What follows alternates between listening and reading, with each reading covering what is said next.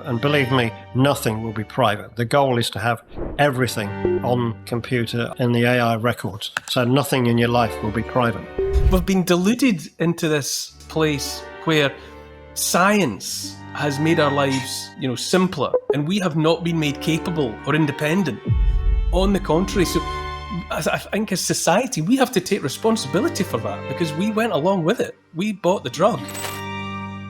Hello, everyone. Welcome back to GBN Originals. It's my pleasure today to introduce my guest, Mark Sharman.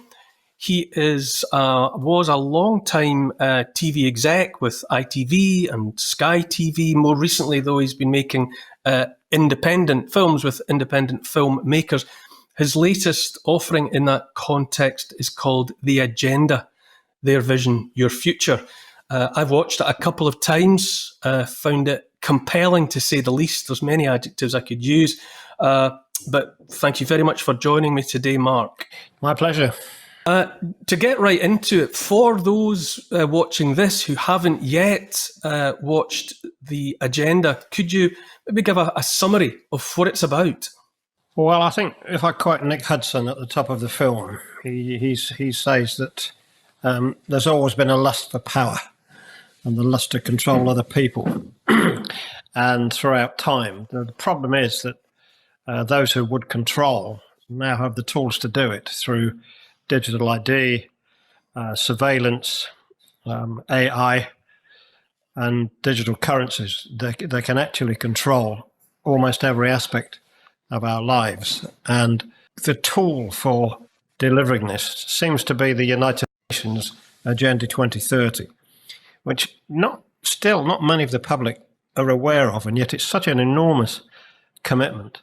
It's a master plan to save the world, but in actual fact, it's a master plan to control the world and every aspect of life on Earth. They want, under the auspices of the United Nations, to check it and manage it. And what it actually is, the United Nations is very much influenced by the very wealthy, the oligarchs, if you will.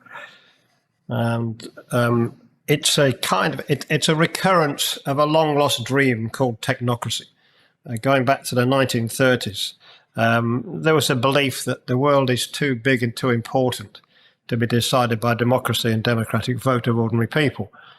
And everything should be decided by the very wealthy, who would then appoint scientists and academics and so-called experts to control all aspects of life. And that really is the goal that the film's about. It's how the United Nations is, in our view, and many experts' view, being used as a tool or a vehicle to deliver this long-held ambition. Go on. It boils down to some definite chapters. The surveillance chapter is very worrying about how they can watch us and actually dictate how we think.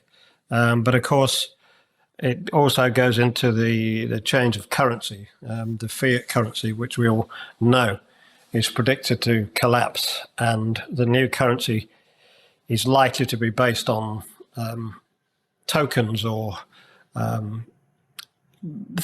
based on the natural world, natural assets, and the use of carbon. And of course, to make all that work, you have to believe that there is a climate crisis caused by carbon dioxide. And we argue, or experts within our film argue, that actually that's just a tool of control. And actually, there is no real climate crisis, and it's being used to force net zero. And going again right back to technocracy, at the hub of it was controlling the world's resources, controlling energy, controlling food, controlling power, and it's the same script, but with the technological edge.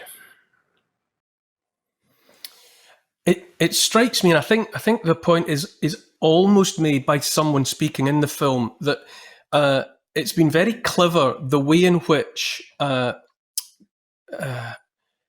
positive sounding, benign sounding bodies have been co-opted by this. so that it's the United Nations Agenda 2030, and also involved are the World Health Organization.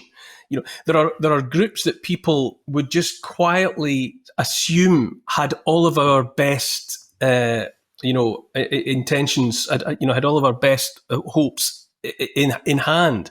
And it's by that subterfuge, isn't it, that I think when you say that people aren't seeing the threat in Agenda 2030, it's because it seems to be, and it's presented as being under the aegis of entities that we've been raised to trust. Absolutely.